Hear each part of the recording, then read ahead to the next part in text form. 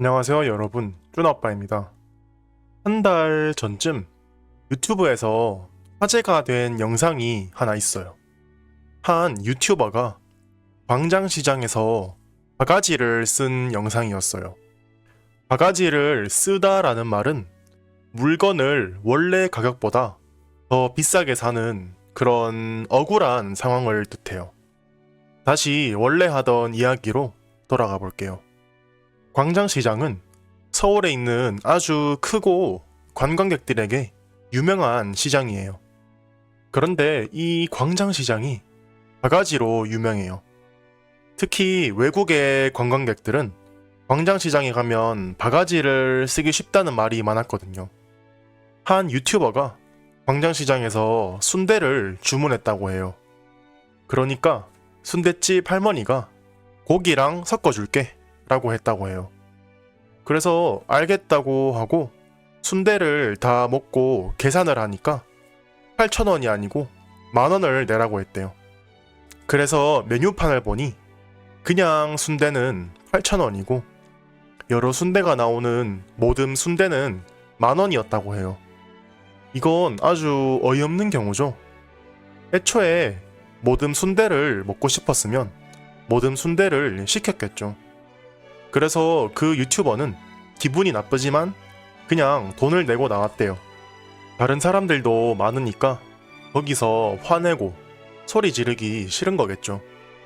한국어를 잘하는 한국인도 바가지를 쓰는데 한국어를 잘 못하는 외국 사람들은 바가지를 쓰기 더 쉽겠죠. 사실 광장시장 전부가 그런 곳은 아니라고 해요. 실제로 광장시장에서 양심적으로 장사하는 상인들도 많고 그런 상인들이 이렇게 관광객들에게 바가지를 씌우는 상인들을 신고하고 고소하는 경우도 있다고 해요. 여러분이 만약 광장시장에 가고 싶다면 리뷰가 좋고 많은 곳에 찾아가시는 걸 추천할게요. 이때까지 바가지 이야기를 했는데 왜 물건을 비싸게 사는 걸 바가지라고 할까요? 이번엔 바가지의 어원에 대해서 얘기해 볼게요. 원래 바가지는 박이라는 식물로 만든 그릇이에요. 이 박이 원래 딱딱한데 그걸 햇빛에 말리면 더욱 딱딱해져서 그릇으로 쓸 수 있는 거예요. 그럼 이 바가지와 물건을 비싸게 사는 건 어떤 관련이 있을까요? 여러 설이 있지만 가장 간단한 것에 대해서 얘기해 볼게요. 옛날에는 바가지로 도박을 했다고 해요. 바가지 안에 1부터 10까지 아무 숫자를 넣어 놓으면 여러 사람들은 숫자를 하나 정하고 그 바가지 안에 숫자를 맞춘 사람이 돈을 따는 거예요. 이렇게 바가지로 하는 도박으로 돈을 잃으면 억울하게 돈을 잃은 거니까 바가지를 썼다 라고 하는 표현이 생겼다고 해요. 물론 이것도 확실한 유래는 아니고 이런 이야기도 있다 정도로 생각하시면 돼요. 그럼 한국에 여행을 오는 여러분들이 바가지를 주의해야 할 곳은 어디일까요? 일단 3곳 정도가 떠오르는데 하나씩 얘기해 볼게요. 만약 여러분들이 한국을 방문한다면 가장 먼저 바가지를 쓸 수 있는 곳은 어디일까요? 택시죠. 한국인들은 택시에서 바가지를 잘 안 써요. 왜냐면 한국인들은 택시 가격에 대해서 잘 아니까요. 그리고 대충 어디까지 가는데 시간이 몇 분 정도 걸리고 가격도 대충 얼마 정도 나올지 알 수 있으니까요. 외국 사람들이 특히 바가지를 많이 쓰는 곳이 공항의 택시라고 하더라고요. 만약 공항에서 서울역까지 갔는데 10만 원을 달라고 한다? 한국 사람들이면 당연히 이상한 가격인 걸 알겠지만 한국에 처음 오는 외국 사람들은 잘 모르잖아요. 그리고 이상한 것 같아도 한국말을 못하니까 따지기도 힘들어요. 제가 팁을 하나 드릴게요. 택시는 현금으로 결제하지 말고 카드로 결제를 하세요. 카드로 결제하고 무조건 영수증을 달라고 하세요. 그러면 나중에 택시 회사에 연락을 할 수 있으니까요. 그리고 가격도 네이버 지도를 사용하면 예상 요금을 알 수 있어요. 만약 예상 요금과 실제 요금의 차이가 너무 나면 그건 바가지란 뜻이겠죠. 그리고 마지막으로 카카오 택시라는 택시 어플을 사용하세요. 카카오 택시는 한국의 우버라고 생각하시면 돼요. 어플로 택시를 부를 수 있는데 거기선 택시 기사들의 정보를 볼 수 있고 택시 기사의 리뷰를 쓸 수 있어서 쉽게 바가지를 씌울 수 없어요. 택시 다음으로는 시장이 있겠네요.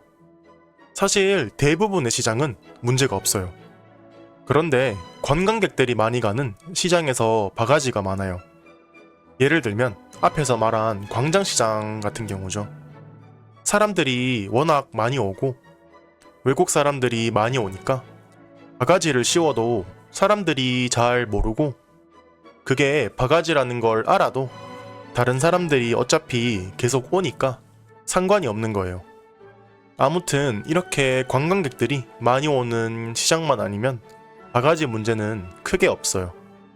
애초에 시장에선 바가지를 써도 그렇게 문제가 없어요.